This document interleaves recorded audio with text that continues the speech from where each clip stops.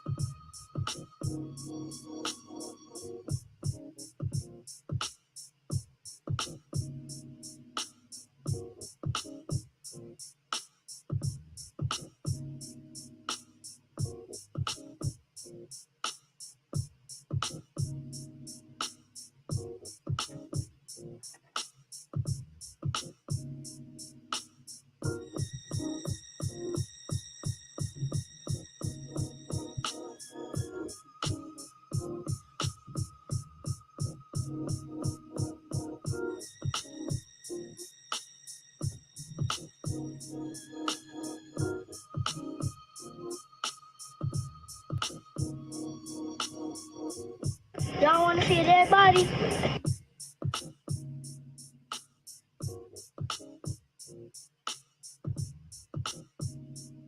Y'all want to see a dead body?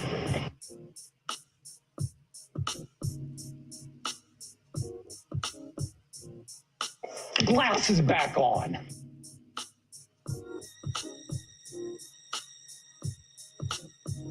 Glasses back on.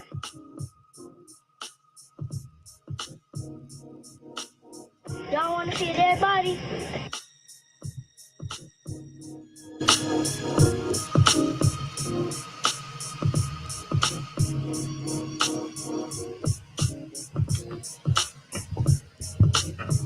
Yeah, what's going on? Back to the basics. Good evening, good evening. And we are back to the basics. Getting it in. Finishing off this Monday night very strong. Probably going to ride it right into my grandson's birthday, 12/20. The day the young king was born. See, I can call him a young king because I said he can't be the king and I'm the king. No, he's a young king and I'm an emperor. That's right. We ain't second guessing nothing no more. What's good with you, fam? What's good with you tonight? I'm a few minutes late, but you know, I was like on podcast time. You know, don't nobody really start right on time on podcast time. I will like when I got that opening sponsor and I need to really get up in here. So, you know, what I got going right now, let me go on and cool that out. Going and cool that out. But it's just another manic Monday, you know. Shout out to all my American freedmen brethren out there, all the freed women, allies, families, friends. Ain't got nothing to do with blood. Ain't got nothing to do with blood. So we gonna get that straight off. We ain't talking about kinfolk tonight. We talking about kinship tonight. We talking about kinship tonight. So I got so much to talk about in such a short amount of time. Actually, we're going to take as long as we need to. We're going to cook tonight. You know, if you saw the thumbnail, there's a lot of stuff going on. A lot of stuff going on. Appreciate that. Back to the basics. I might start doing something late. You know, I got a lot of people that are on the West Coast. This is really just prime time for them. You know, not as many of the East Coast brethren really mess with me yet. They coming. I know they coming. They slow to come. They don't really want to get with it just yet. They kind of like, who is this guy? What is this guy? Well, you know, all you got to do is sit and listen. You just got to sit and listen. It's coming. Some people don't like the intro, but everybody else got intros. You know, some people don't like the smoking, but we going to smoke. A lot of people didn't like the cussing, so we cuss a lot less. If I let something fly tonight, let me know. I mean, you know, maybe not, because it's after 10 o'clock. We passed the FCC periods, and I know they don't really govern the internet the way they govern terrestrial radio and TV, but they govern us. YouTube's governing me.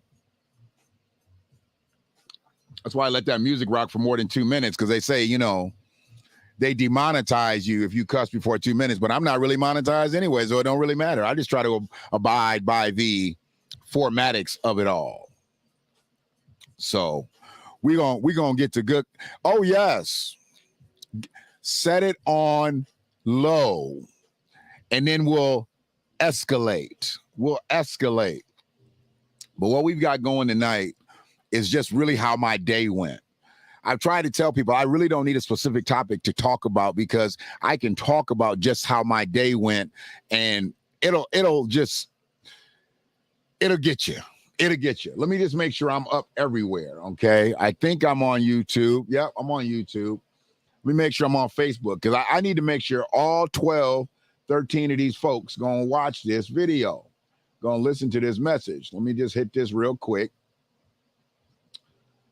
Everything's clear on Facebook, and I believe Twitter is good as well. All right. But yeah, where we are right now, right before what they say, baby Jesus' birthday. I guess that's right before baby Jesus' birthday, even though it's kind of been founded. It's not really his birthday, but, you know, they made it that, you know. They made it that. And I get that, and I understand that. But, you know, we a couple days before, so, you know, some of y'all waiting for Santa Claus to come, you know. I'm not really waiting for Santa Claus to come. I am Santa Claus. And Christmas is every day. Christmas just can't be on the 25th of December. Christmas is every day. You should be in the season of giving every day, every week, every month. And if you're not, I get it. But, you know, Santa Claus getting ready. Yeah, he's getting ready. He's getting ready to come to Detroit from what I'm hearing. They got him strapping on his vest. They say he's about to fly over Detroit. I mean, white supremacy is something else. If Santa's going to come to Detroit, he got to wear a vest. Really? He really got to wear a vest to come to Detroit? Old St. Nick got to put his vest on. He got to put his Kevlar on. What's going on with that, man? Come on now. Why St. Nick got to put a bulletproof vest on to come to Detroit? What about Chicago? You know what I'm saying? What about Houston? What about the ATL? What about New Orleans? I mean, does he got to put one on there? What about Los Angeles? You know, Vegas ain't no hoe. You know what I'm saying? There's parts of Denver that ain't no hoe. Come on now. St. Louis. But we get this in Detroit. We get this here in the great state of Michigan, the Mitten. You know, I know they used to call it the Murder Mitten, but it ain't really the Murder Mitten no more. Somebody's taking that title from us. But this is what they got. This is what they got old St. Nick doing right now. He getting ready to come to Detroit, and he's got to put a vest on. Ain't that something? Just disrespectful. It's disrespectful to Michiganders. That's disrespectful to our Detroiters. That's just disrespectful. You know, that's just disrespectful. What you say? Wear the red lens flashlight. Oh, I forgot. Oh, yeah. That's what Rudolph is for. Rudolph is the bright lights. Rudolph is bright. And they don't even want to talk about Rudolph. They always talk, how did Rudolph get that red nose? Because Rudolph drinks Hennessy. They don't want to talk about why Rudolph's nose is red. Rudolph's nose is red because Rudolph be drinking that Henny out there. You know, he got to drink that brown liquor if he's going to be dashing through the snow. He going to be dashing through the snow. You know what I'm saying? Oh, don't even get me started about Florida. Come on now. Santa got to wear a vest when he fly over Florida too? Come on. You know he do. But no, we get this here in the mitten. You know, I've been told my kids, ain't no fat white man coming down the chimney. Okay, that don't happen. There ain't no fat white man coming down the chimney. All right? And if some cookies get ate, it ain't gonna be no fat white man eating no cookies in my house. You better understand, we after 11 o'clock tonight, so we might get a little different tonight. We talking about eating cookies. Old Saint Nick. I don't know about old Saint Nick, but old Saint Nick ain't eating no cookies in my house. Rudolph fought another reindeer calories. You know what? Rudolph might have got popped in the nose at happy hour. He might have got popped in the nose talking trash. That's why his nose is red. You know, hey, you drink too much Henny, you will get in a fight. You will get in a fight if you do drink too much Henny. So Rudolph got to lay out that brown liquor. Get Santa to his destination. I wonder if Rudolph got a vest on. They got Rudolph with a vest? I don't know. But I just thought that was wildly disrespectful. I thought it was wildly disrespectful to have Santa putting on a vest just because he about to come to Detroit. That's okay. That's okay. There's other places that's just as bad or worse than the Motor City. And besides, don't none of them clowns shoot white people anyway in Detroit. All right, they just shoot each other. They just shoot each other. You the KKK, the neo-Nazis, everybody come downtown Detroit. Everybody run home, play Xbox and PlayStation. But when the lights go off and the street lights come on, now they want to do circles in the street and shoot each other. But ain't nobody shooting no white supremacists. And I'm not saying that we need to be out here shooting folks. But why Santa got to be at risk? Why they got to make Santa at risk? I just thought it was wildly disrespectful. But we ain't going to sit on Santa right now. We'll come back to Santa. We'll come back to Santa. Let's see, what we want to start. You know where I want to start? Oh, you know what? That's where I need to really start. I really need to start here because technically it was a phone call, but I really wasn't on the phone the whole time talking to these people.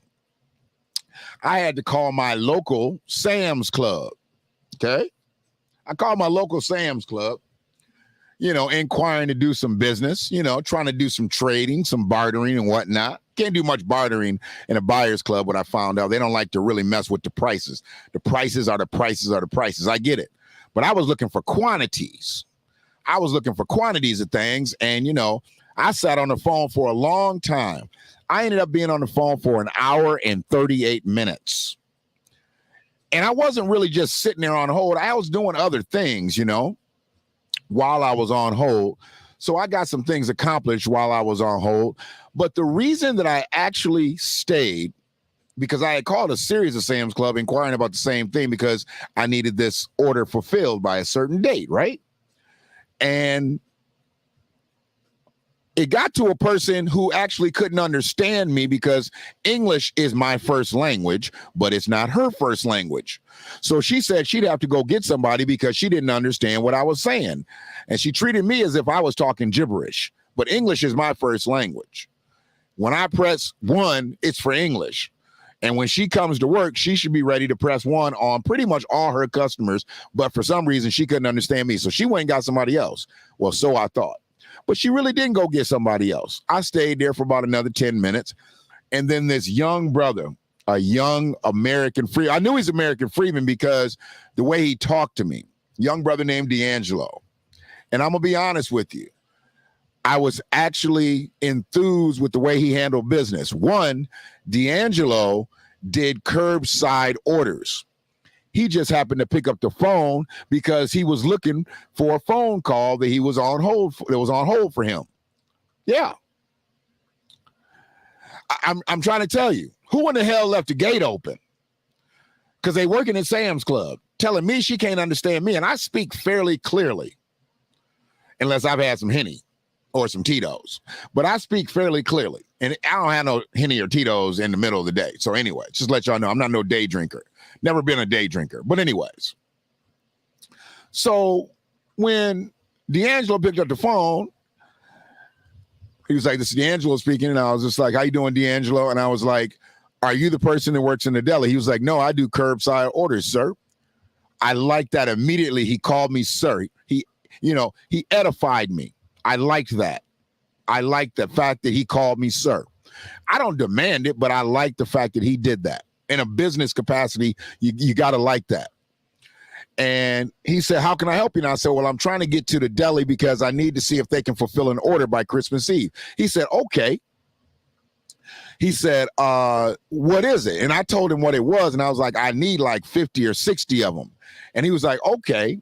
And he was like, "Were you waiting for somebody?" I was like, "Well, somebody picked up." And then he said that they was going to transfer me to somebody because she couldn't understand what I was saying. He was like, "Oh, I got it.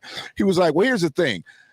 I don't have any orders right now. So what I'm going to do is I'm going to go back to the deli personally. And when I go back to the deli, I'll let them know because we don't want to lose your business, sir." D'Angelo said this. D'Angelo, the curbside orderer, he was not customer service. He was not in management. He didn't work in the kitchen in the deli. He did curbside orders, and he was waiting for a personal phone call. And when he found out the personal phone call wasn't me, then he still wanted to help me.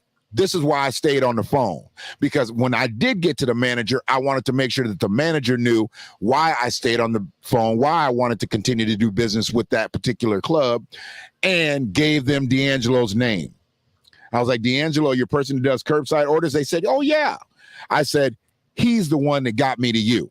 Even though when D'Angelo put me on hold and people never came back, and D'Angelo's like, "Did they pick up yet?" And I was like, "No, they didn't." He said, "Okay." He's like, "I told him." But when the manager finally picked up, they still hadn't known.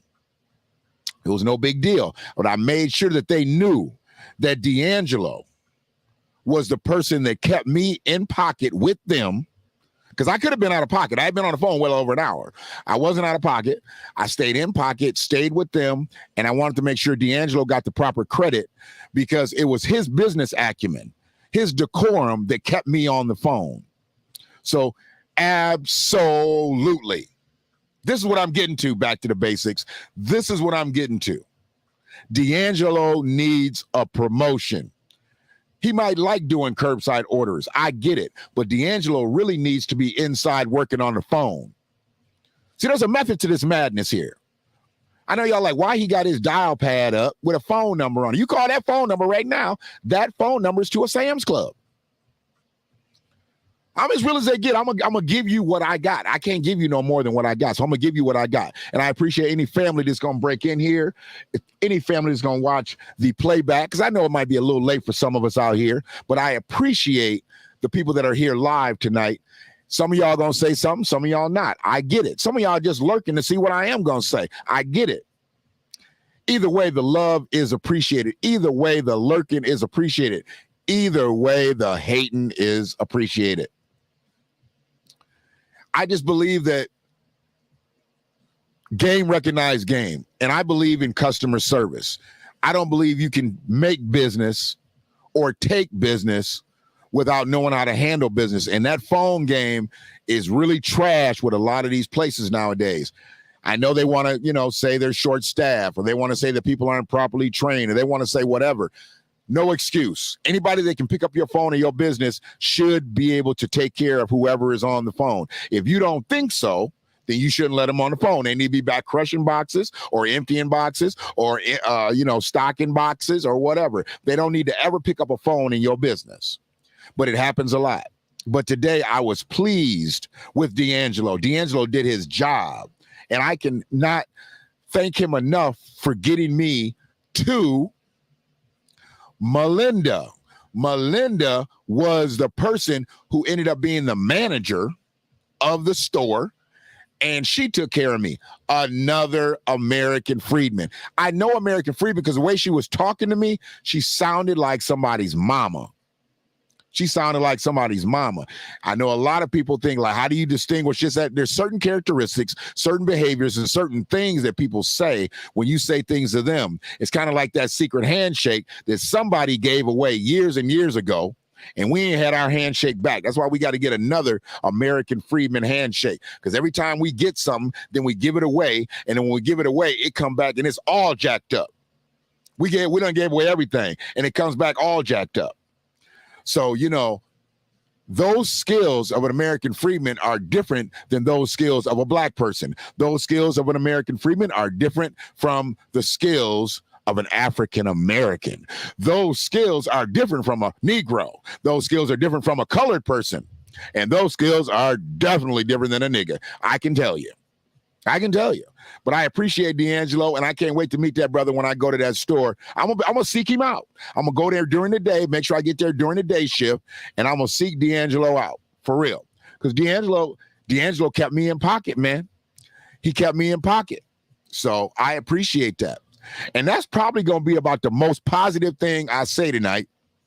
Because now we about to go into somebody that's just real, somebody just really out of pocket. He's not in pocket at all. He's way out of pocket, been out of pocket. And now we got to talk about him tonight. And we got to get that promoted immediately because we don't want this brother promoted. Now, I'm going to say brother because he is a male, but he's really not a brother. He's really not a brother. But if you look at them women out there, he's more than a brother to them. He's daddy. You look at them women out there. Look at them women in that crowd listening to this boy. He done memorized the slang. He done memorized the bang. He done memorized everything. Oh, yes. Oh, yes. Derek Jackson. Yeah. Mr. Jackson, if you're nasty. Newly separated, newly divorced Derek Jackson. He's a clown. He's a flat-out clown. But if you look at the women and how they are locked into him. Look at him. They are locked into him. Now, are they listening to his message? They looking at his muscles? They checking him out? Or are they really taking in all the bullshit that he's saying? He ain't my daddy. See, there you go. I love it when you're on code up in here. Don't get mesmerized by the muscles. Don't get mesmerized by the smooth talk. Don't get mesmerized by all that. You do nothing wrong out here. It's all the man's fault. Because that's a flat out lie. It's never all the man's fault. It's got to be the woman's fault just a little bit. The fact that she's still around is her fault just a little bit. Just a little bit. Just a little bit. The fact that she stays in there, just a little bit, is her fault. But see, the women that are in this crowd, that are looking, that are gazing, that are mesmerized, that are just infatuated with what Derek Jackson is saying, they've lost. They've lost. They've brought themselves to a hollowed out room to have somebody pace back and forth to tell them how wonderful, how great, how beautiful, how much of a queen they really are. And yet he did this to his wife. He did what he did to Mrs. Jackson. Brought that woman out on a video with a bonnet on and said, everything's okay with us. We good in here. We've had some challenges in our family, but we good. We gonna make it. And within a few months, they were separated and now they are divorced. And from what I heard, Derek's been out here wilding. I mean, straight up wilding. Y'all know he's famous for making his videos where he has his little escapades. He makes his videos at the houses of the women that he slept with his wife not there, but unknowing where he was. She probably just thought he was pulling over to make a video, you know, when the inspiration hit him. No, he was pulled over because he was about to hit him, or he had just hit him. Yeah. There's a lady that's done come out and she said he used to sit outside my house and call me and be like, come on out here and take care of this. So he didn't even go up in her crib. They was actually doing it in the car. Doing it in the car. Doing it at the park. Yeah. That's Derek Jackson. Relationship guru. Relationship expert. Relationship coach. That's Derek Jackson. Yeah. He has sold thousands of books. He's made hundreds of thousands, maybe even millions of dollars on those books.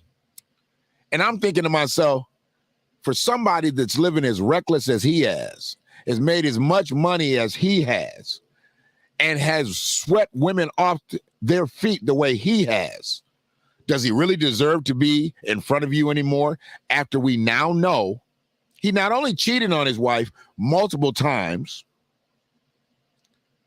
but now he's about to be a new daddy. Oh, yeah. He about to be a new daddy. What you say, back to the basics? I have a younger brother who was happily married. Mr. Jackson lost his car a long time ago. My father gave me a crown, so I'm good. I don't. Absolutely. You don't need Derek Jackson to give you your propers. You went through the right protocol.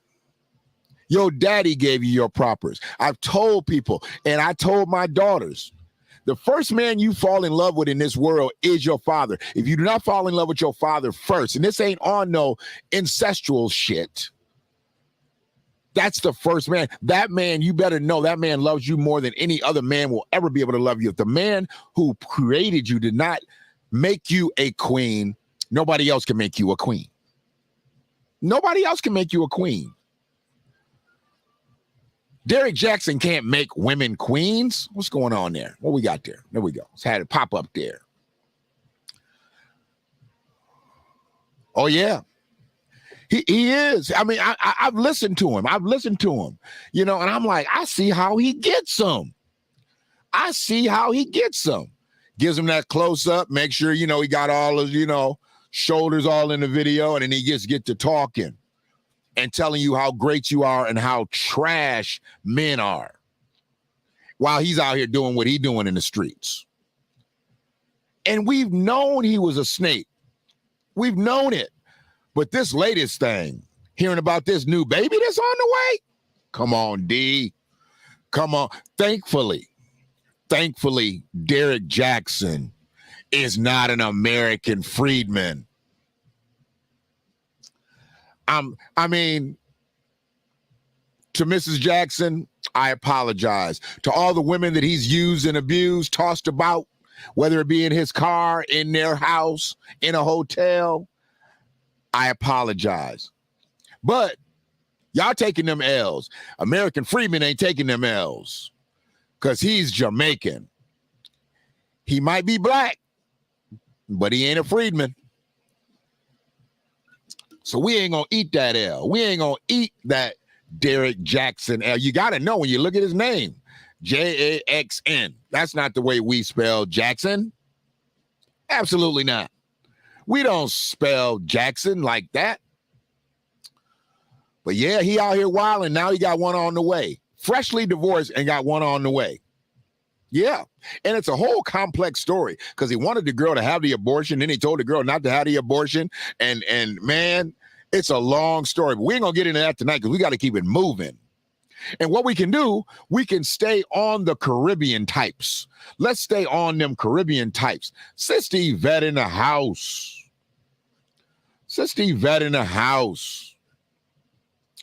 Let's just go from one transplant to another transplant. Shall we? Yeah, we shall. Because he been out here talking slick too.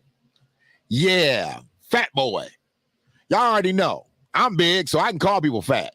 I'm not fat shaming because I'm fat. You know what I'm saying? Eye for eye. It is what it is. It is what it is. But he a different kind of fat. Yeah. Derek Jackson ain't one of us. Just like this one right here. Langston Faison Sanestema. Y'all know him as Faison Love, or y'all really know him Y'all really know him as Big Worm from Friday and other movies that he's been a B-list actor for. You know, he was funny at once upon a time, but then he started talking. You know, Big Worm was okay for a minute, and then he started talking. I don't know what it is with these tethers. They want to put their mouth on reparations. They always want to touch something that they can't get. Now he talking about the reparations bill in California. Faison Love blasted the idea of black people receiving $223,000 in reparations money. Why is he talking about this? Why isn't he looking for movie scripts that he's got 6 lines in? Why isn't he trying to play in Friday Part 6? Why is he still here? It's our debt that's owed to us, but we constantly get these tethers talking about it. And I'm done. I'm done listening. I'm shooting back. I don't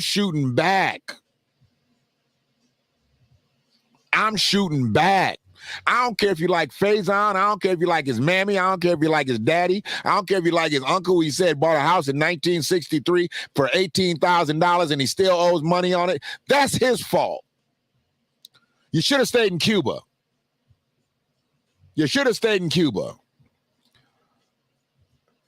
Yeah, they always say we ain't got no culture, but this is where they make their money, off the culture. Well, if we ain't got no culture, what do we have? We got more, and Buster's is Jamaican too. It's amazing how the Jamaicans always talking about we ain't got no color. All the Hispanics and Latinos and whatever you want to call them. Faison is a Cuban. They always say we ain't got no culture. Well, why y'all come over here? If it's so great where y'all from, why don't y'all stay home? We give y'all flip-flops and a voucher, and here y'all come. OG Classic Jones, what's good with you? Man. They always honest, and now he talking about all they gonna do is buy a whole bunch of Cadillacs, whole bunch of Mercedes Benzes. Really, dog? That's what people are gonna do with $223,000 if they get that state initiative in California. Because see, that's not reparations. That's just some possible initiative that could get passed, may get passed, ain't been passed, but they talking about it because they ain't got nothing to talk about. Faison ain't got no new jokes. Ain't no movie scripts coming up. Ain't nobody putting him on their comedy tour. So he want to talk about reparations. Yeah, okay. With DJ Vlad. Why don't DJ Vlad get back to playing records again? Because he love to keep his mouth on reparations too. Why we got the feds talking about reparations all the time? The feds always talking about reparations. Yeah, Vlad's the feds. If y'all don't believe that Vlad is the feds, come on now. Vlad done put more people in prison this year than the FBI themselves. Vlad is the feds. Yeah, I ain't never seen nobody copy a Nigerian rapper. I ain't never seen nobody copy a Jamaican rapper. I ain't never seen nobody copy a Cuban rapper. I ain't never seen nobody copy no rapper that's outside this country. You got Korean people that rap. Japanese people that rap. And they try to rap like Americans.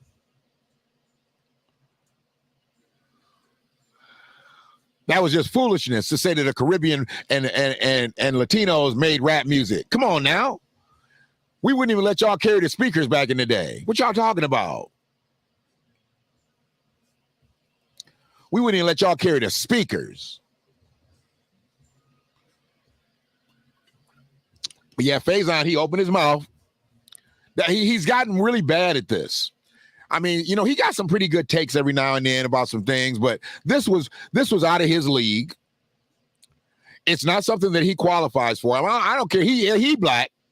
He black. I get it. He black. He blacker than a motherfucker. But he's not an American freedman. So don't let the color fool you. All right? Just because he can walk around here looking like a fat Yaphet Kotto don't mean he's an American freedman. He's not an American freedman. He's Cuban. Langston Faison Sanestema. That's his name. And he changed it, shortened it up to Faison Andre Love so he could sound like an American freedman. If you a Cuban, why didn't you keep your Cuban name, bruh, and try to get some American scripts? I'd have loved to see you walking around South Central with the name Langston. You ain't no poet. Langston Faison Sanastema. You can't even make that flow. Langston Sanastema. Sound like something you get behind your ear when you don't watch well. You got that Langston Sanastema. You better put some tussin on it. What is this pop-up coming? I'm not even big enough to have trolls, and I got trolls coming in. Hold on a second, y'all. Give me 1 second. Oh, good Lord. Now they got talking about Biden and Vladimir doing something. Oh, Lord. That's all we need. Come on now. What we got? Hold on a second. There we go. Thank you. Oh, let me get that out of there. No, I don't want to restore anything. All right. Fat Joe was wrong, too, talking about he's going to continue to say, yeah, didn't get checked by none of the OGs. Jose Cartagena, Gordo Jose didn't get checked by none of the old school hip-hop cats. I was waiting for Russell to even say something, but Russell didn't even say something. Russell had been, he's been kind of surly on some topics lately. But, I was waiting for them to catch him in his little yoga position, and he called that out, but he didn't call it out. He didn't call it. I didn't like it. What Hispanic community would be okay with me using the N-word? None. Not a one. Oh, there goes another one. Yeah. He keep his mouth open about American freedmen. Keep his mouth open. He better go over there to that Ponzi scheme town that he trying to build in Senegal, because we already know ain't nothing getting built by Akon. Akon trying to score another record. He trying to score another record. And he stay on Vlad and all them shows too. When that record money come out, then they get on Vlad and get you talking greasy about American freedmen. It's all good. It ain't. You already know it ain't. They'll be stop the Latino hate, anti-Latino hate. You just saw them Latinos doing that All Lives Matter stuff. I already told y'all we ain't got no friends out here, y'all. They were saying all lives matter, but they don't never come out and say Black Lives Matter. They don't never say brown and black people. Only black people say black and brown people or POC. You ain't never heard no Latinos be like, all the brown and black people. I expect people to put themselves first. I get this. I'm going to put myself first. I'm going to say black people. You really hear me say black and brown people because I already know what that means. If we incorporate them, they're going to get all the resources. We'll get nothing. We're not allowing people to chain link themselves to our shit no more. That's just the way it goes. That's the way it goes.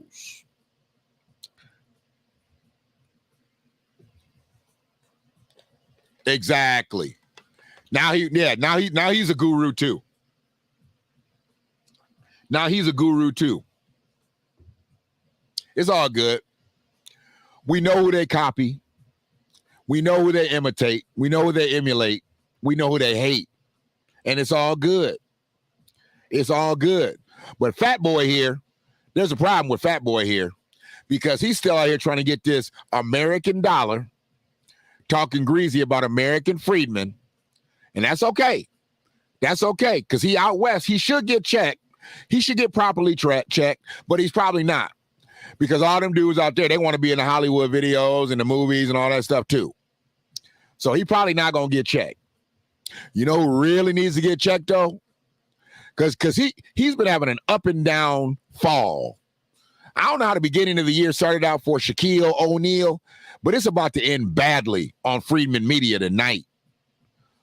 Yeah, he's a part of my Manic Monday. When I saw this, I was hot.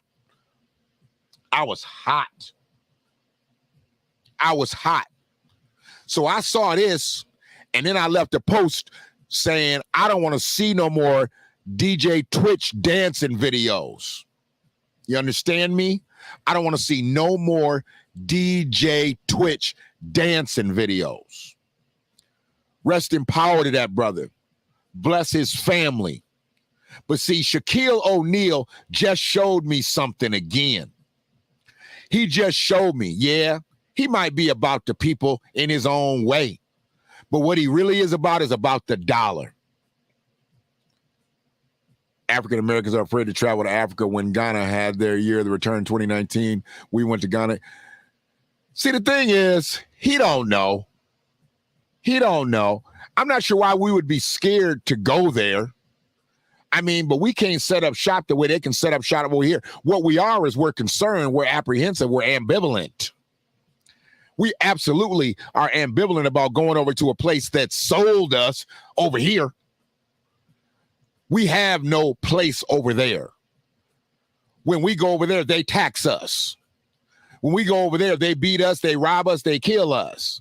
Yeah, I know some people that went over there and made some hay, but for the most part, American freedmen that go over to Africa, you better have your chips stacked deep because they're going to tax you for one.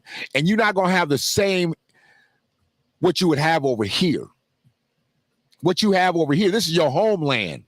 You go over there, you are not a citizen. And they just start in certain places giving people the ability to have dual citizenship. It takes years to get your dual citizenship over there. They can come over here, wash up on the shores, and they can be a citizen in about 6 months. Don't know the Pledge of Allegiance, don't know the national anthem, don't know all 50 states. They don't know nothing, but they can get naturalized over here. We go over there, we sleeping in huts right off the rip, unless your chips is right. Unless your chips is right. But yeah, Shaquille and his bad feet, he confessed. And I wonder if his conscience is going at him. I wonder if his conscience, because you know they saying that DJ Twitch killed himself because he had lost his fortune in crypto. He put all his money in crypto and lost it. I guess these scams is coming up. They say he lost a bunch of money. And there's a lot of celebrities that have lost a bunch of money. See, I was really leery about that whole crypto thing from the get-go. Yeah, I was leery about crypto from the get-go. The fact that you couldn't touch it. The fact that you just couldn't go somewhere and just withdraw your money. Give me my chips. I want to get out. The fact that you couldn't do that. That was a problem with me. And now Shaquille done came across and says, I was just a paid spokesperson. So once again, he was hired help. Once again, Shaquille was hired help. Really? Really? And you took the money having no investment. You took the money having no knowledge. You took the money because they offered it to you. Shaquille, you got so much money, you didn't need to be a paid spokesperson for something you had no idea about. But you did it. And now you out here looking silly. Because now you got people jumping off buildings, you got people killing themselves because they done lost their life and they lose their mind and they gone. They gone. I mean, you lose your fortune. You riding high and you lose your fortune because of something collapses and you're not going to be able to take care of your family the same way that you've been taking care of your family. I'm not saying that I could do it. I can't say that I can do it. I'm just not that selfish to leave my family because I know that I'm fruitful for my family with breath in my lungs. I don't know how fruitful Twitch thought he was going to be if he died. Because if you got any type of life insurance policy, if you kill yourself, that's all null and void. That's all null and void. Period.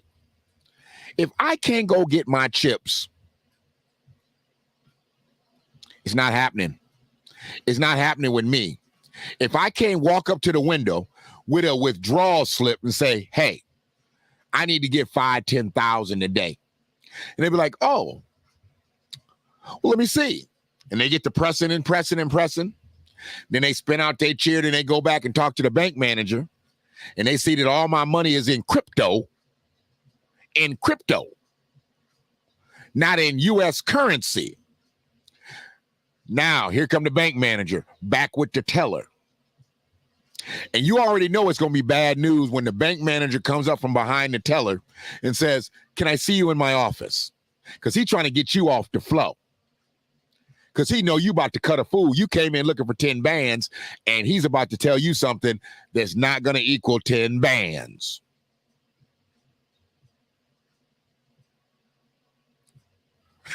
Right. I mean, they tell you got to wait till it matures. Look, I need my money to be mature now. When I brought it in here, it was immature. Now it's matured. I want it now. It's matured. It's grown up. My money's grown up now.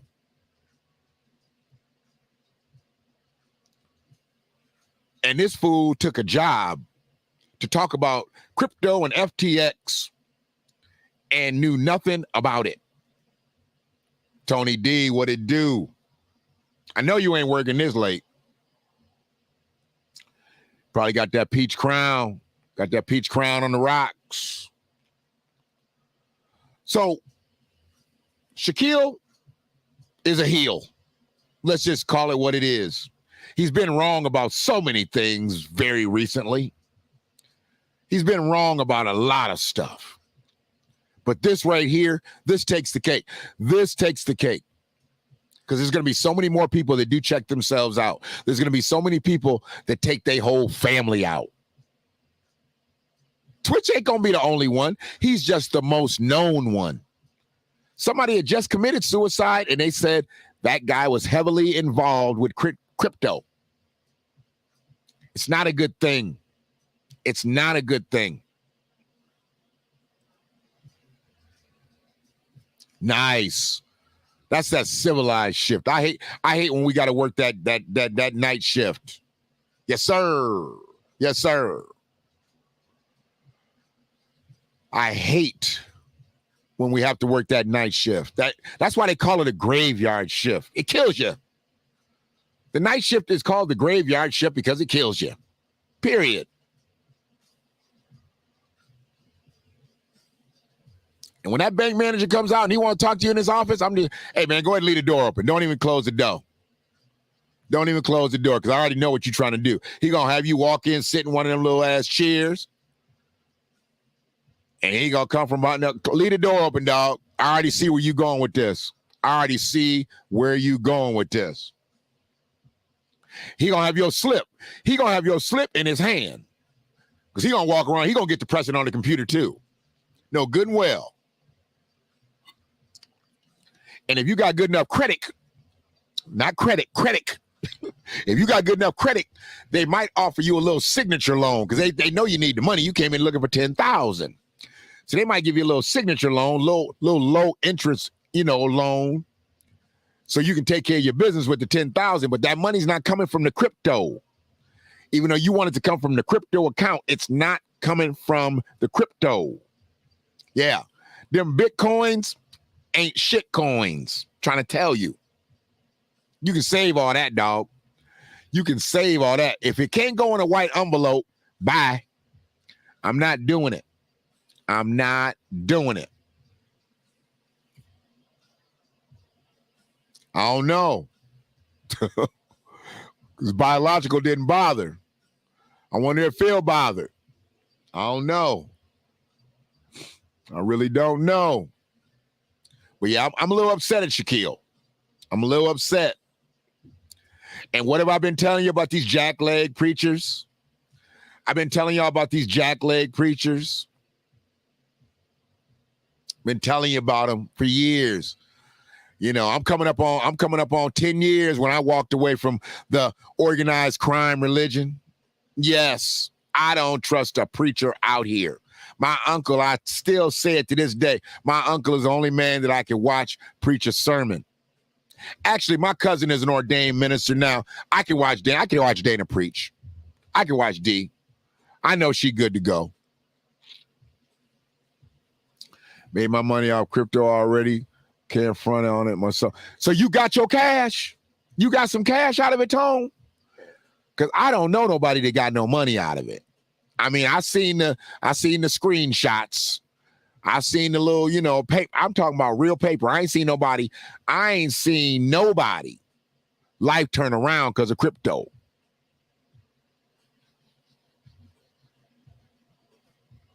Yeah, where James at?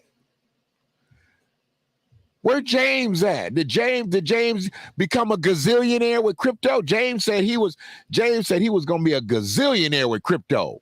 What James doing now? He should have bought Haps. If he has $1 gazillion, he should have bought Haps. Girl, what you doing? You over here in the back office. You already know where I'm going with this. Yeah. This fool done got caught up on some fraud charges. Yeah. He done got caught up on some fraud charges. I'm not sure how anybody can listen to this guy and say it's the word of God. I mean, how can you do that? It's not allegedly back to the basics. It's true. He is a joke.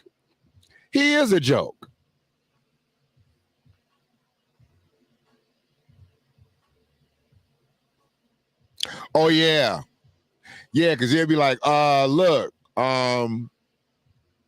you got to get your paperwork right before you can come up in here. You know, you got to be a nonprofit. And you're not a 501c3, so you can talk politically. You a preacher that can talk politics? See, that's what they don't like. Them people that have them 501c3s, they can't talk politics when they preaching. You got to have that 501c4, and they already got their 501c3 because that's what everybody gets. That 501c4, you can talk about politics, but the 501c3, you can't. They don't tell you that when you're getting that. That's why so many preachers are so open-ended about politics. They can't go from one side to the other. You know what I'm saying? They can't talk that stuff. That 501c3 will get you jacked up. You need a 501c4. They don't tell you that. What'd you say, Jay? He came out of the...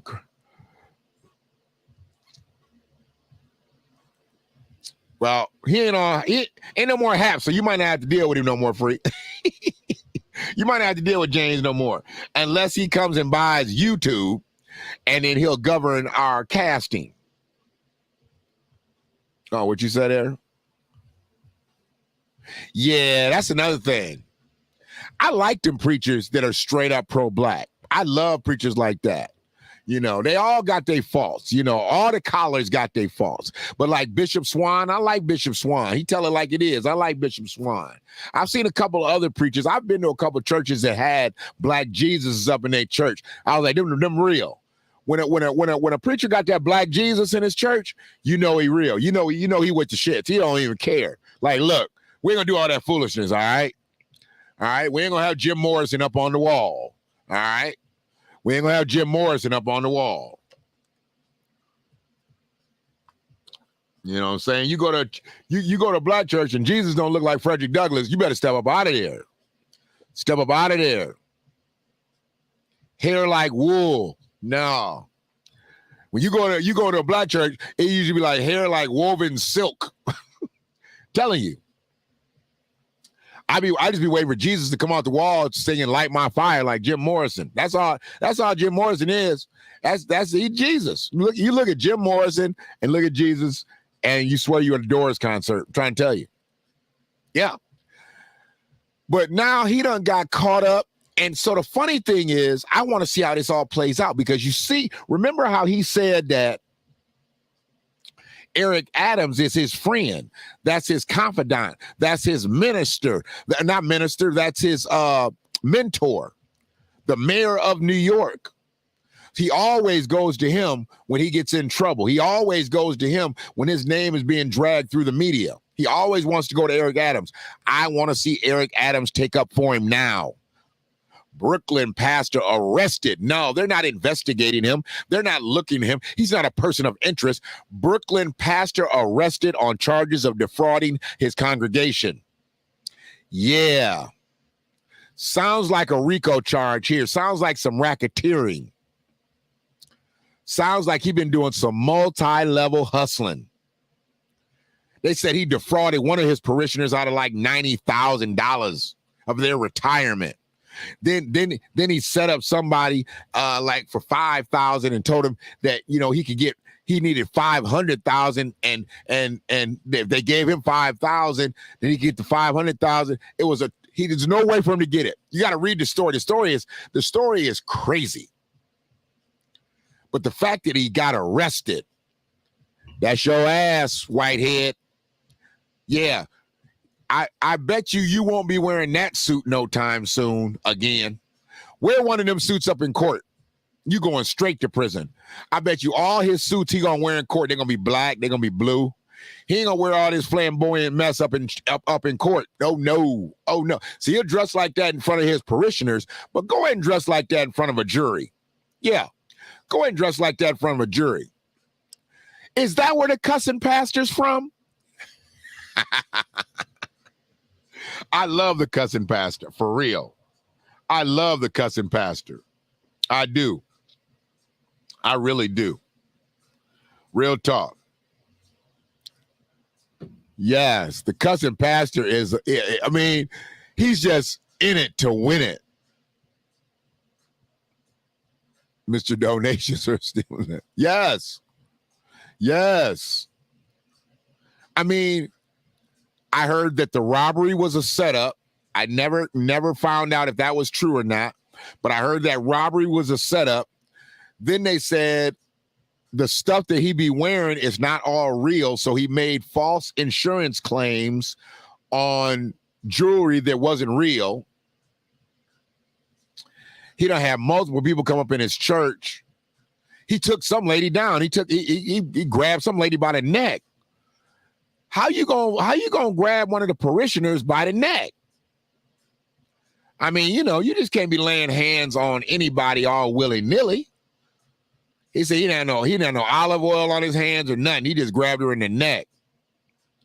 He just grabbed her in her neck.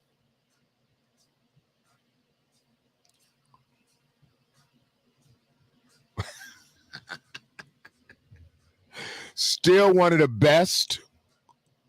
Still one of the best American Freedman movies ever. Rage in Harlem, one of the best movies, one of the best cast. I can stand to watch that tonight. I can stand and watch that tonight. That's when Robin Givens halfway looked like something. Give me your money. I'm going to take it and put it in the play. Right.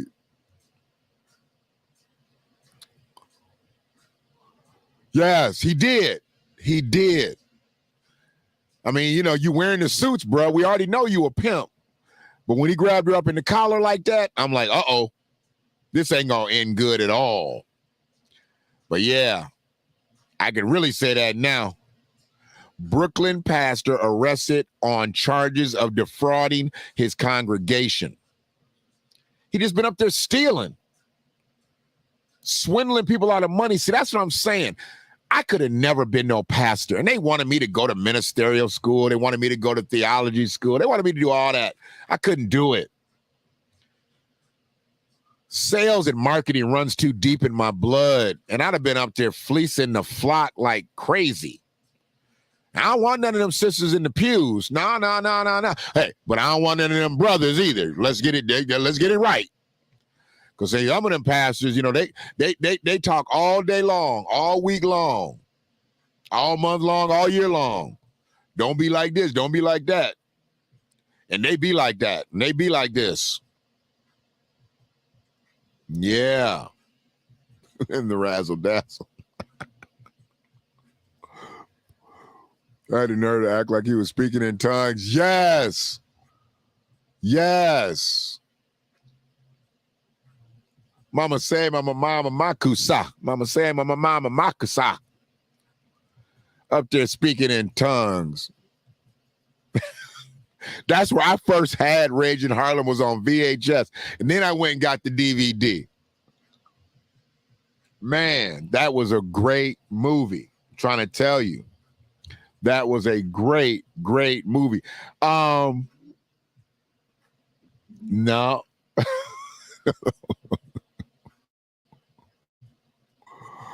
Sure wasn't. Pop goes the weasel. Pop goes the weasel, Slim.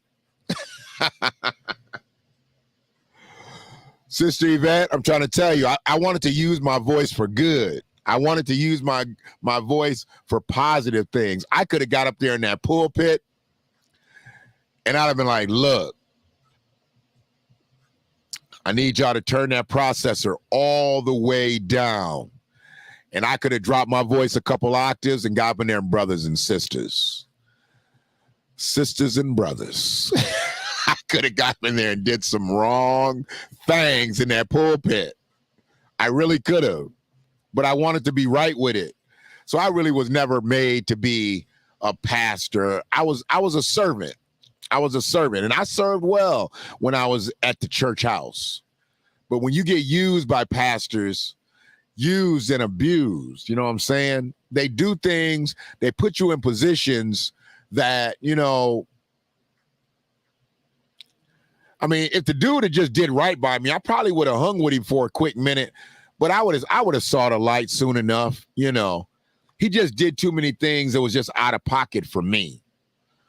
But, you know, I could have stood right before that. I remember I led the prayer one day. I hadn't led no prayer in nobody's church. It was about 500 people in the congregation that day. And it was a white Sunday. Everybody was wearing white.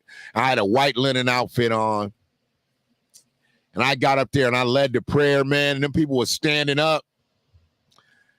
And see, I left that ego alone long ago. When I picked up the mic and started being amplified on radio, my ego was checked because I've never thought I have the greatest voice.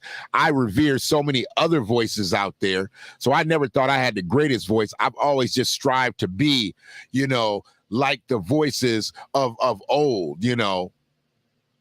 I mean, we had so many ridiculous voices. Roscoe Lee Brown.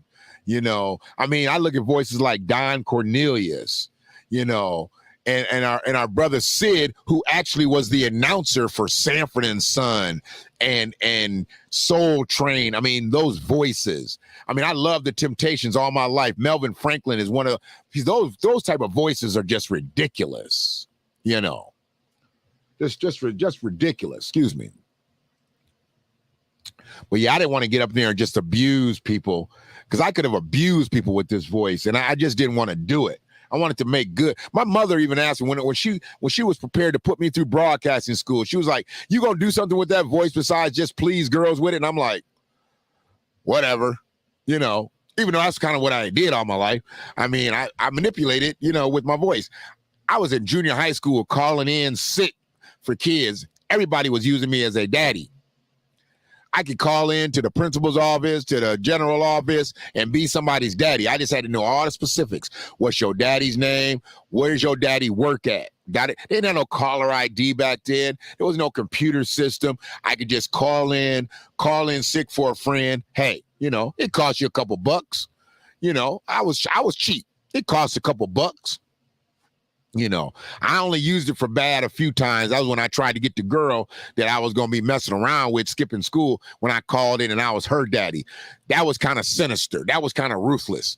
You know, you calling in sick, being somebody else's daddy, knowing you taking their daughter out of school. That was kind of ruthless. I ain't putting no names on air because I don't know if them chicks is married or not, and I don't want nobody chasing me. It ain't going to happen.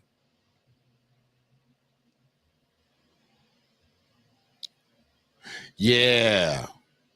It happens a lot too. That happens a lot, you know. Yeah, you know, I just wouldn't want to get caught up in all that mess, man. Just want to get caught up in none of that mess. I'm telling you.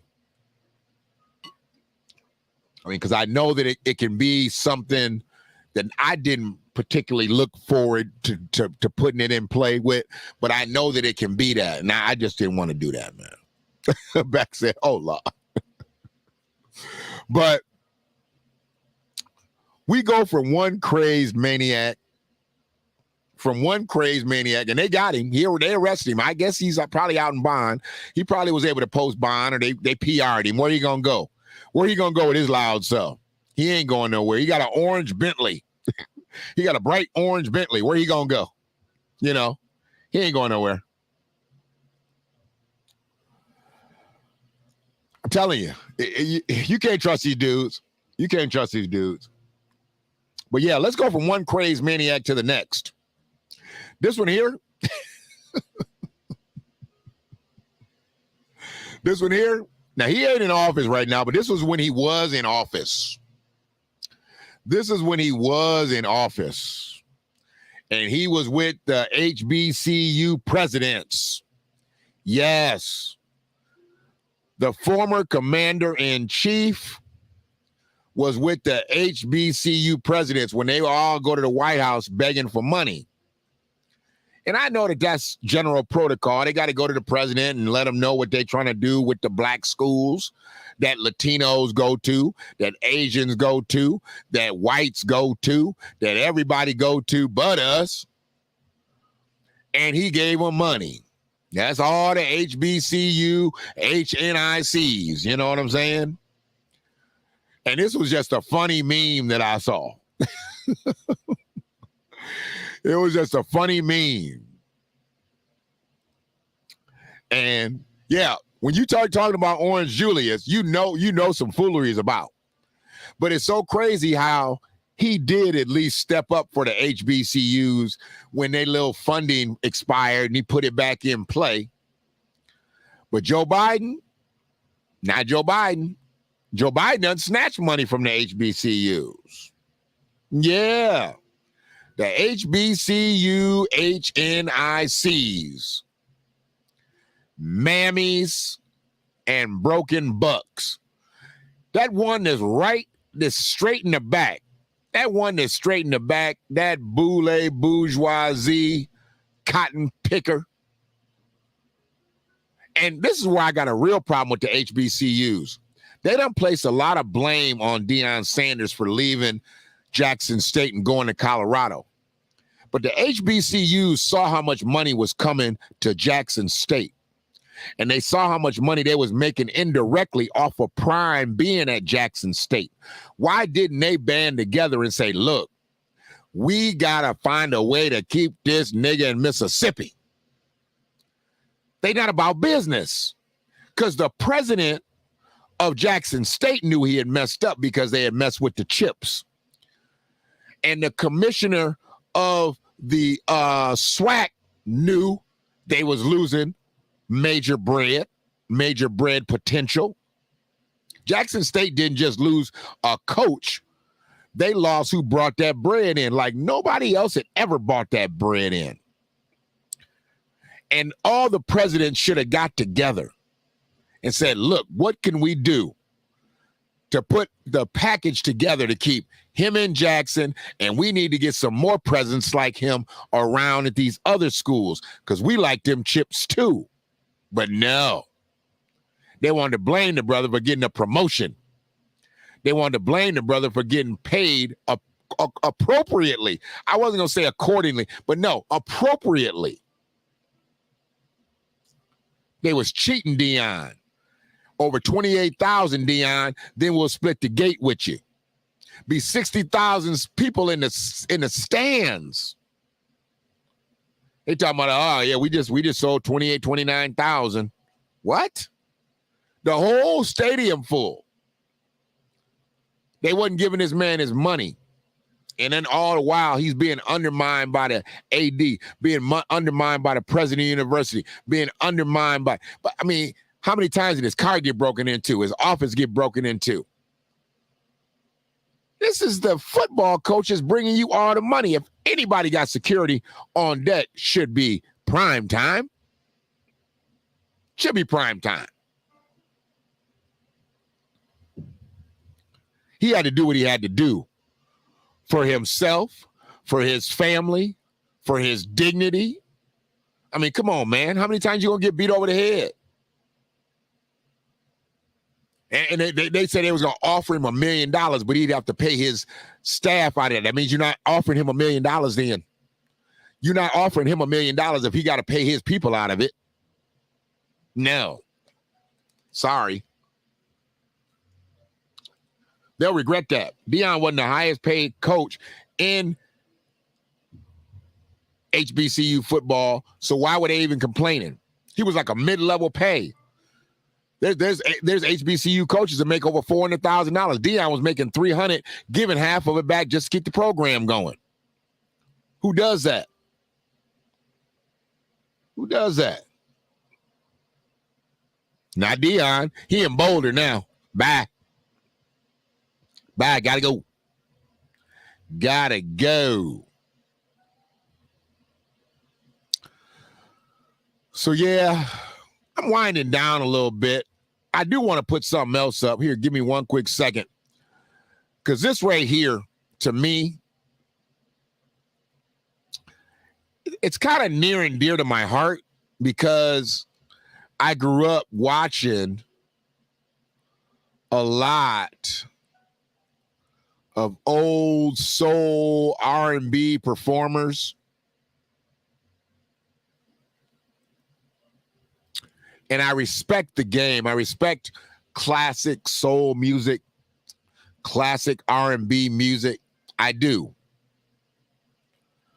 And when I saw this, I've already lost respect for a lot of groups out here because I figure if y'all not the same group, y'all not singing the same way, y'all not doing the same routines, I'm coming to the concert to hear the hits.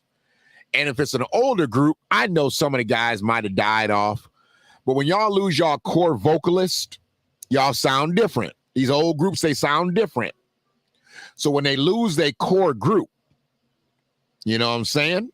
When they lose their core group, I don't like it. I gotta get Trump off there. I had to get him off there. Oh, I forgot about Donovan. Donovan Mitchell, he done finally come out and said, I forgot him. He said, man, it was so draining being in Utah. He said it was so draining being the only black person in Utah.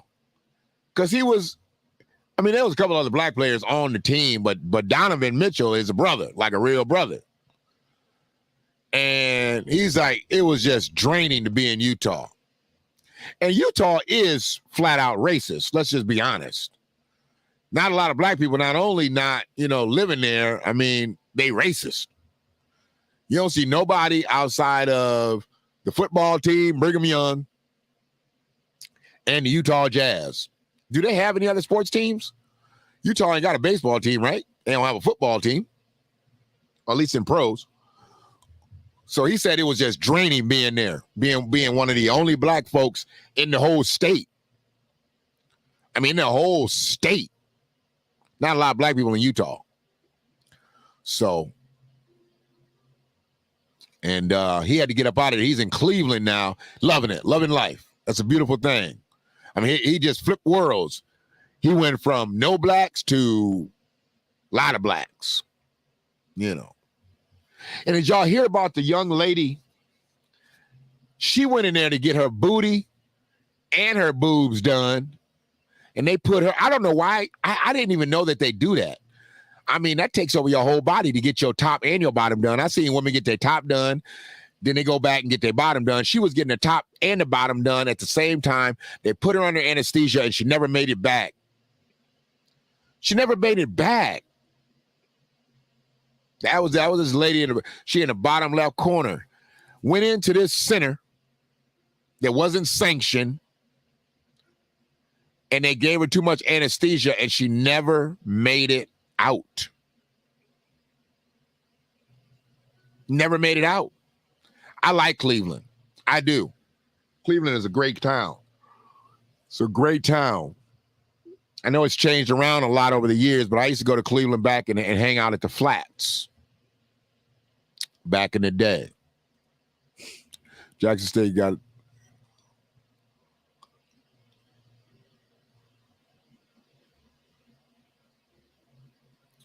wow. They're going to be trying to get in there now. They're going to need that money now because they're going to be back. They're going to be back to playing them games that they really can't win.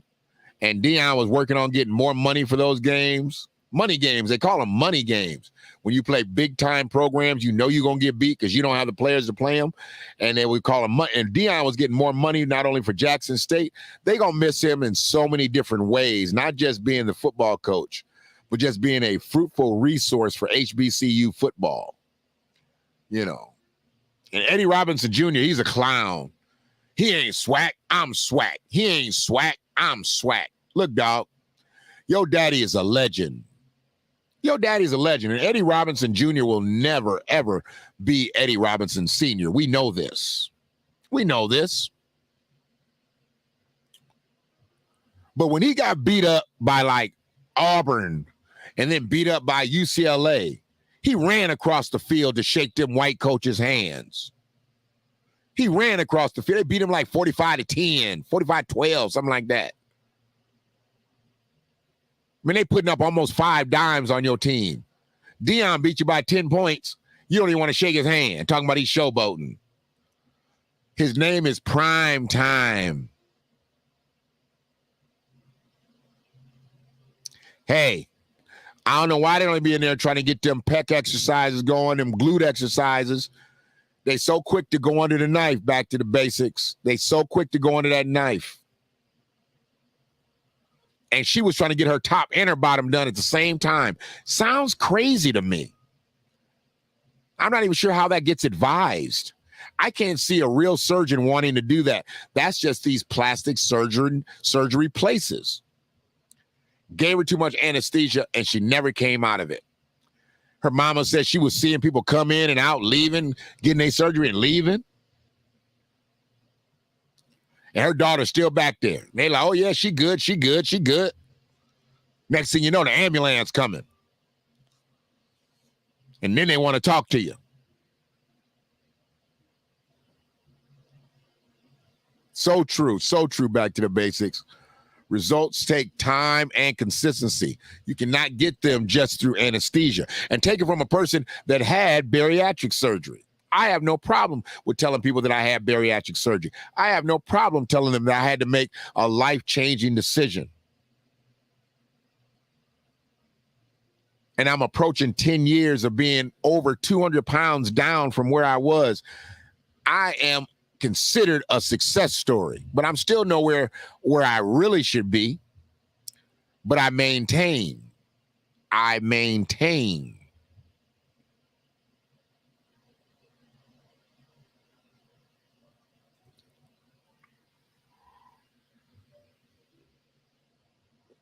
Yeah. HBCU football pretty much meant, oh, the band's playing. I mean, I know there's been some formidable teams out there, but for the most part, when you talk HBCU football, you're talking about halftime. And when you're talking about halftime, you're talking about the marching band. Most people did not care about the football game when it came to an HBCU game. It was generally the battle of the bands at halftime. When they made Drumline, that was about the bands. Football was very, very, very small. When they made School Days, it was about the bands when they had homecoming. It wasn't about the game. The bands was off the hook.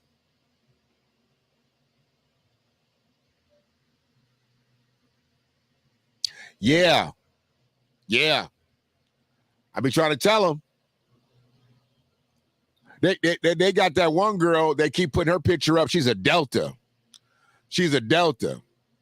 And I forgot what her name is, but I mean, she done worked out. You can tell she worked out to get them glutes right. And she poked that little thing out there every time she get a chance. And she's a Delta. All these black sororities now, got non-blacks. All these black sororities got non-blacks. The Deltas, the AKAs, the Sigmas, Zetas, whatever they call. Yeah, they all got them. Yeah, Stomp the Yard. It was about the bands. It was about that step show. It wasn't about no game. Deion done made coming to a football game about the football game. But that's okay. That's all over now in Jackson State. It's all over. And then this lady is down in the bottom right corner. She actually kind of a hero now. She won the lottery and must have run for some stacks. She won for some retirement money. Came in her boss's office, got up on his desk, and did her business. Bottom right corner. Yes, she did. She didn't say, I quit. She said, I shit. For real. So they had to arrest her. They had to arrest her. But she got money, so she getting out of jail, and she getting a good lawyer. No shit. Well, kind of shit. Like, yeah, she shit. On her boss's desk, or former boss's desk, because if she had a job, she lost it right then. Yeah, sure did. She's an AKA, sure is. Yeah. Not an American freedman, not ours, not us. Keep it moving, Mamela. Keep it moving. But yeah, we are dropping down as I approach an hour and 22 minutes. I always talk on repair. It comes out of my messages no matter what. Why we're so... This Carmex I put on my lips today, it must be like a batch they built that was like way potent. Because my lips are like they've been chapped today. But now I can feel the skin coming off my lips. It's kind of gross. But anyways,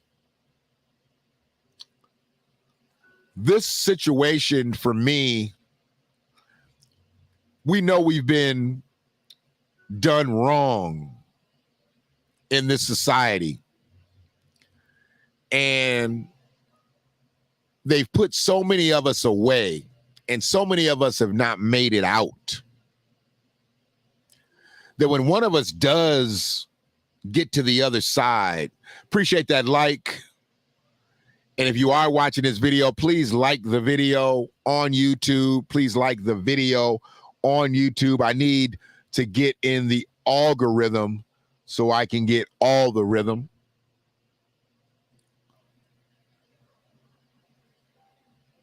When they put us away and it's a situation where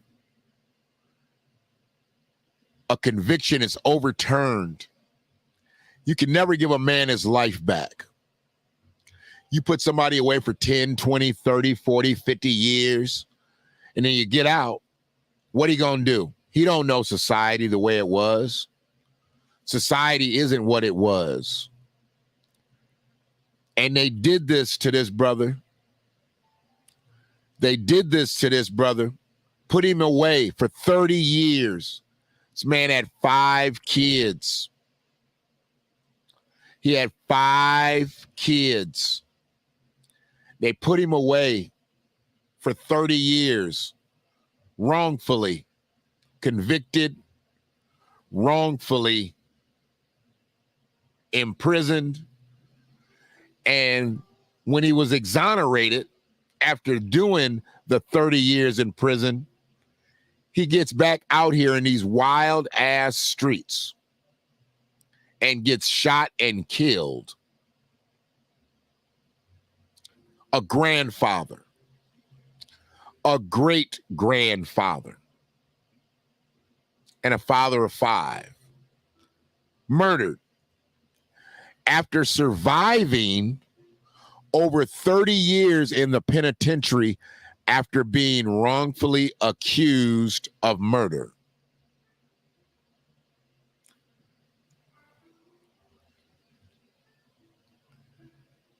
Another reason why we need repair. Another reason why we need recompense. Another reason why this system must be changed, why this plane service must be leveled, why we must get reparations for the wrong that's been done. His family, and I don't know if he actually got to the point of any type of recompense for being wrongfully convicted. Some people get their monies quickly. Some people have to fight for it. But after being wrongfully convicted and spending 30 years, he should have got at least $1 million a year. And now he's gone because he got out of prison. He got out of prison. He made it to the other side of a conviction being overturned, and then he gets killed in the street. What would Christopher Williams have been besides a father, besides a grandfather, besides a great-grandfather? What would he have been had those 30 years been spent on the street? We need it now. That's why I say anybody that's not speaking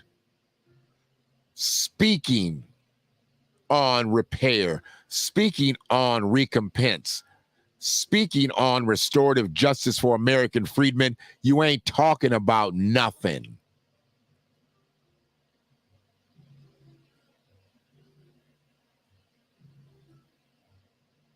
Yeah. I mean, when they put you in a cage and you learn to live in a cage, the scariest thing for you after 10, 20, 30 years behind bars, the scariest thing is to walk outside that cage. You become accustomed of being behind bars. You get used to that brutal life, that animalistic territory. And then when you get out, you don't know how to operate on the street after a decade, 2 decades, 3 decades, 4 decades. The world ain't the same no more.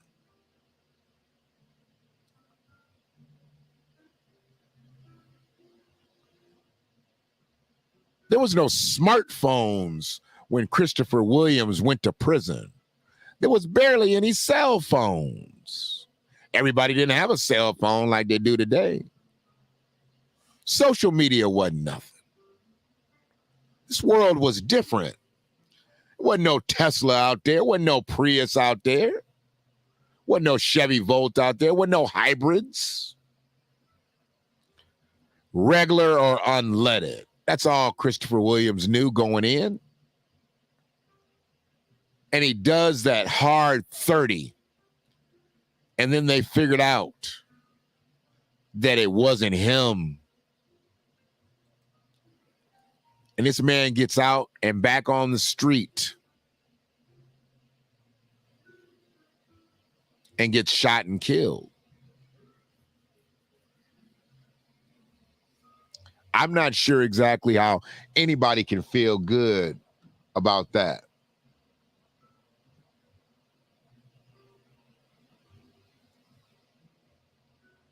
I'm not sure how anybody can feel good about that.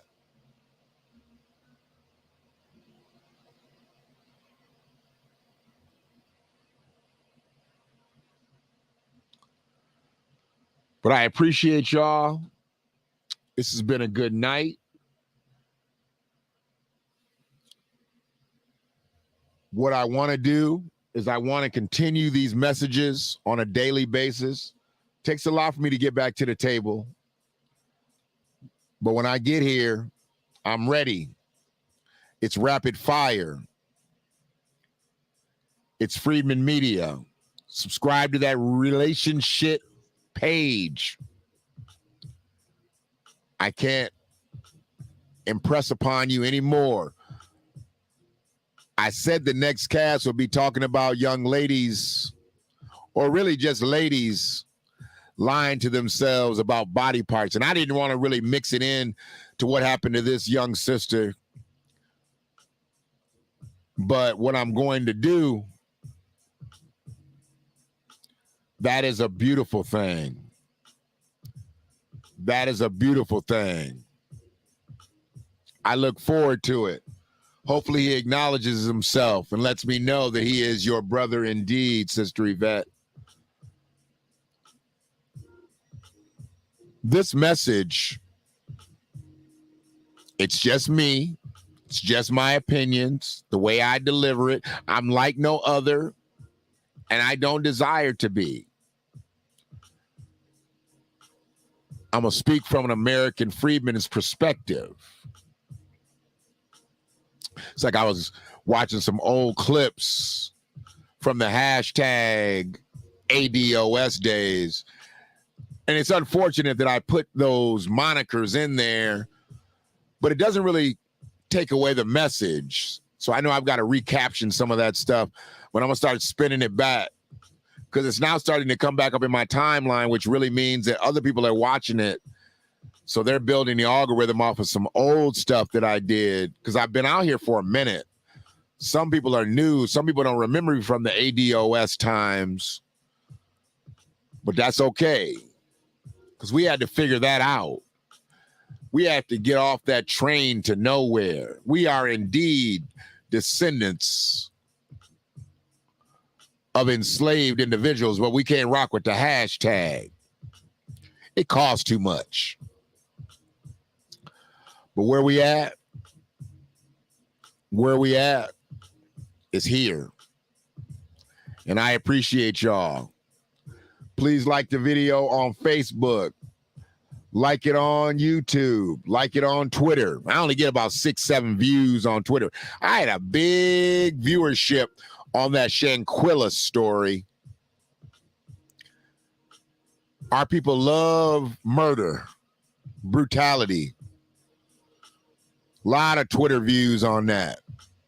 A lot of traction on that. I would hope these types of messages would get the same traction because it ain't nothing but real spill. It ain't nothing but real spill. Y'all know I don't fabricate. Y'all know I don't embellish. Y'all know I don't lie. Y'all be good.